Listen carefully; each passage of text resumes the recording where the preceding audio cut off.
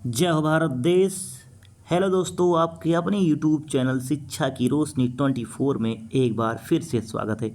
आज हम लोग सिंधु घाटी सभ्यता की विशेषताओं के बारे में अध्ययन करेंगे।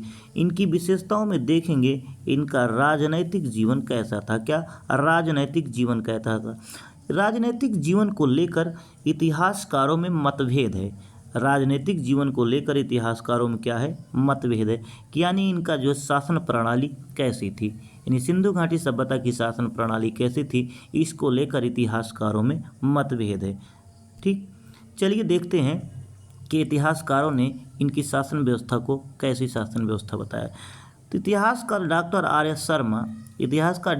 एस शर्मा ने व्यापार और वाणिज्य को आधार मान लिया और उन्हीं आधार पर कहा कि जो सिंधु घाटी सभ्यता का शासन था संभवतः वणिकों के हाथों में था।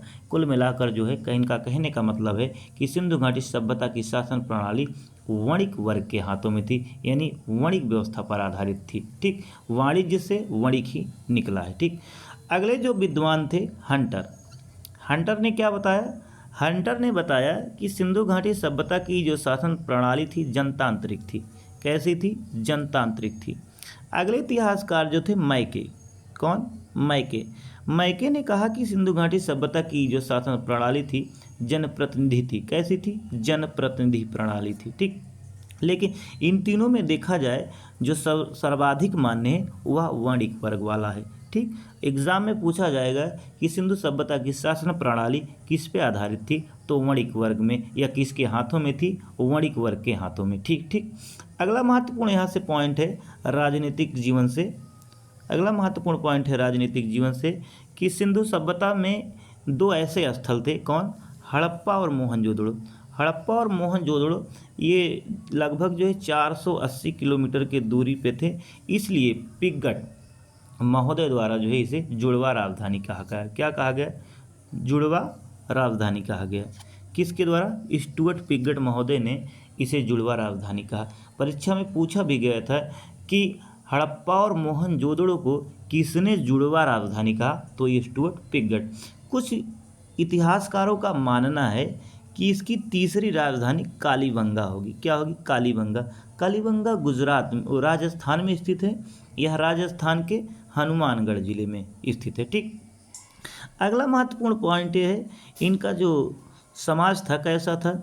इनका समाज जो था यह मात्र सत्तात्मक था। कैसा था? मात्र सत्तात्मक समाज था इनका, मात्र सत्तात्मक समाज था। ठीक, यह जो है सामाजिक जीवन का पहलू है। चलिए देखते हैं कुछ सामाजिक जीवन के अन्य और पहलू हैं जो आपके एग्जाम के लिए यूजफुल हैं। ठीक, सामाजिक जीवन क्या? हड़प्पा सभ्यता का जो है सामाजिक जीवन है। ठीक, इनका सामाजिक जीवन देखा जाए तो 3 भागों में बटा हुआ था। इतिहासकारों ने इनके सामाजिक जीवन को 3 भागों में बांटा।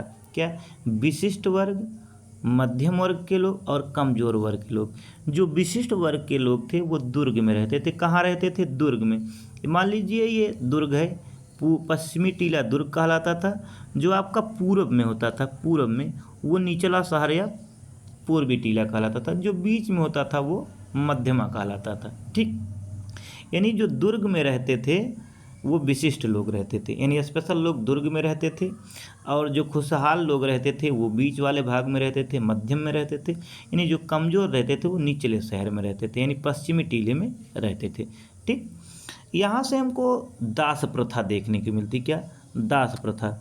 क्या? दास प्रथा।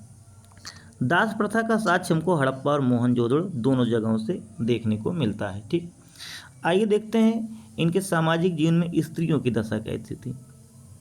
तो स्त्रियों की दशा के बारे में बता दें, इनकी स्त्रियों की दशा अच्छी थी। कैसी थी? अच्छी थी। क्यों?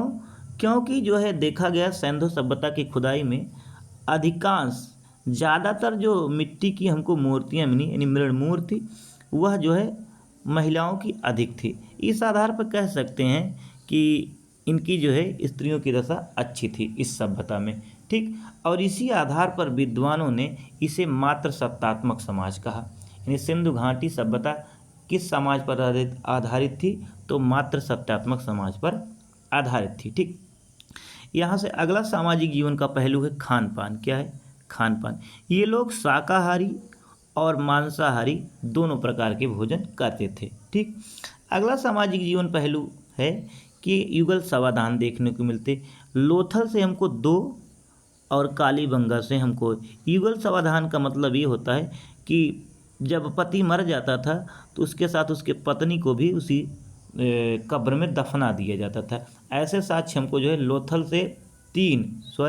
से 3 हमको और कालीबंगा से 1 जो है युगल समाधान देखने को मिलते हैं। ठीक, इस आधार पर विद्वानों ने सती प्रथा का जो है अनुमान लगाया। यानी कहने का मतलब ये हुआ कि सती प्रथा जो है सिंधु सभ्यता में प्रचलित थी। कौन? सती प्रथा जो है सिंधु सभ्यता में प्रचलित थी। ठीक, अगला महत्वपूर्ण पॉइंट है सामाजिक जीवन से साज सज्जा यानी श्रृंगार को लेकर अगला महत्वपूर्ण क्या है, ये लोग जो है तांबे के शीशे का प्रयोग करते हैं। चेहरा जो देखा जाता था वो तांबे के शीशे में देखा जाता था। और जो कंघियाँ और सुइयाँ बनी थी वो किसकी थी? हाथी के दांत की हमको कंघी और सुइयाँ देखने को मिली। ठीक, और यहाँ से हमको लिपस्टिक के साथ देखने को मिलते हैं जो महिलाएं अपने ओठवा में खूब पोत लेती हैं। ठीक, यह साक्ष्य हमको कहाँ से देखने को मिला? चनहुदड़ से देखने को मिलता है। ठीक, चनहुदड़ से हमको लिपस्टिक के साथ देखने को मिलते हैं। ठीक, अगला महत्वपूर्ण पॉइंट है सामाजिक जीवन से कि सिंदूर के प्रयोग देखने को मिलते हैं। क्या? सिंदूर के प्रयोग ये लोग करते थे। इसका साक्ष्य हमको कहाँ से मिला? नवसारो, एक पाकिस्तान का स्थल है नवसारो।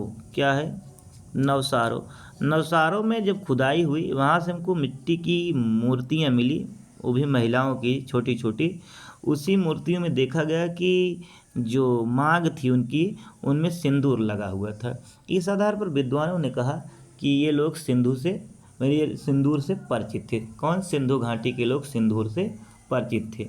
ठीक, आज भी हिंदू धर्म में महिलाएं सिंदूर का प्रयोग करती हैं। ठीक, अगला महत्वपूर्ण पॉइंट है सामाजिक जीवन से जो गरीब लोग थे। कौन? गरीब लोग थे शंख, सीप एवं मिट्टी के आभूषण का प्रयोग करते थे। अमीर लोग महंगे पत्थर और महंगे जो मोती होती थी उसका जो है आभूषण पहनते थे। ठीक, ये महत्वपूर्ण पॉइंट है।